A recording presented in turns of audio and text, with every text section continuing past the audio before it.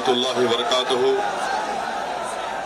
सदर मोहतरम all India Muslim personal law board हजरत मौलाना खालिद सैफुल्लाह रहमानी साहब, शहनशीन व तशरीफ फरमा कौम और मिल्लत के तंजीमों के जिम्मेदारान, मेरे साथी अरकान पार्लिमान, दीगर सियासी पार्टी के जिम्मेदार, मौजूद हाज़रीन इकराम, बुजुर्गान कौम और मिल्लत, मैं सिर्फ आपके सामने ये अर्ज करना चाह रहा हूँ कि नरेंद्र मोदी की हुकूमत वक्फ बिल को लाकर कानून बनाने की जो कोशिशें कर रही है, उनका मकसद एक ही है कि इस मुल्क में अमन को खराब किया जाए। वजीर आजम का मकसद एक ही है कि मस्जिद और मंदिर के नाम पर आवाम हमेशा लड़ते रहे, और उस बिल का मकसद ये नहीं है कि वक्फ की जायदादों को मजबूत किया जाए या उनकी हिफाजत की जाए। आप खुद अंदाजा लगाइए कि हिंदू धर्म के एक बहुत बड़े ज्यूरिस्ट हैं B.K. मुखर्जी की किताब में लिखा गया कि हिंदू धर्म में बाय कस्टम बाय यूसेज वो मंदिर की जायदाद बन सकती है। तो नरेंद्र मोदी वक्फ के वक्फ बाय यूजर को इस तरह से खत्म कर रहे हैं कि अगर कोई डिस्प्यूट होगा या गवर्नमेंट प्रॉपर्टी होगी तो वक्फ बाय यूजर नहीं रहेगा। दिल्ली में 123 वक्फ की जायदादें हैं, जिस पर दिल्ली हुकूमत का दावा यह है, मरकजी हुकूमत का, कि ये गवर्नमेंट की प्रॉपर्टी है। कलेक्टर को इख्तियार देने का मतलब यही है कि कलेक्टर हुकूमत के हक में फैसला देगा। जिस मस्जिद के इमाम हमारे भाई मौलाना मोहिबुल्लाह नदवी साहब हैं, वहां पर मरकजी हुकूमत कहती है कि वो गवर्नमेंट की प्रॉपर्टी है।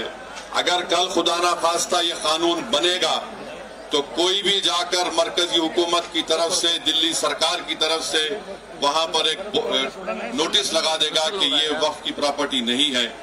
हिबा को निकाल रहे हैं, ट्रांसफर ऑफ प्रॉपर्टी में हिबा है, मगर कोई गिफ्ट नहीं कर सकता वक्फ की जायदाद को। नरेंद्र मोदी आजकल भारत के हमारे फजीलतुल शेख बने हुए हैं और ये बता रहे हैं कि अगर कोई मुसलमान होता है तो उसको 5 साल तक वो वक्फ को नहीं दे सकता है। ये कहां से इनको मालूम हुआ?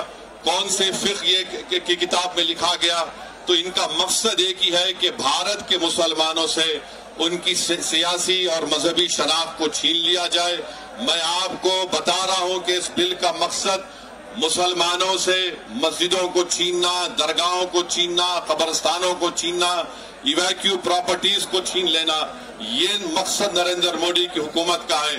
और हम कॉशन कर रहे हैं चंद्रबाबू नायडू को, हमारे पासवान साहब को और नीतीश कुमार को, याद रखिए दुनिया जब तक कायम रहेगी, अगर आप इस वक्त नाजुक वक्त में इस बिल की तायीद करेंगे तो आपको मुसलमान कभी नहीं माफ करेगा, क्योंकि आपकी तायीद की वजह से ये बिल कानून बनेगा।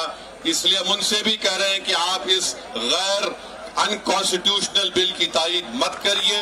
हमारा मुतालबा सिर्फ यही है, अगर हिंदू धर्म की प्रॉपर्टीज में, मंदिरों में, सिखों के गुरुद्वारा में कोई गैर सिख या गैर हिंदू मेंबर नहीं बन सकता तो मुसलमान के इस वक्त में क्यों बन सकता है? तो ये तमाम चीजें हैं। हम उम्मीद करते हैं कि हुकूमत इसका नोटिस लेगी। अगर नरेंद्र मोदी इस मुल्क के अमन को खराब करना चाहते हैं, वो मस्जिदों और मंदिरों के झगड़ों में इजाफा करना चाहते हैं, तो ये उनकी हुकूमत की जिम्मेदारी होगी। हमारी वीडियो आपको पसंद आए तो लाइक कीजिए, शेयर कीजिए और सब्सक्राइब कीजिए। साथ ही कमेंट बॉक्स में आप अपनी राय भी जरूर दें। और हाँ, अगर फेसबुक पर आप वीडियो देख रहे हैं तो हमारे पेज को फॉलो करना ना भूलें।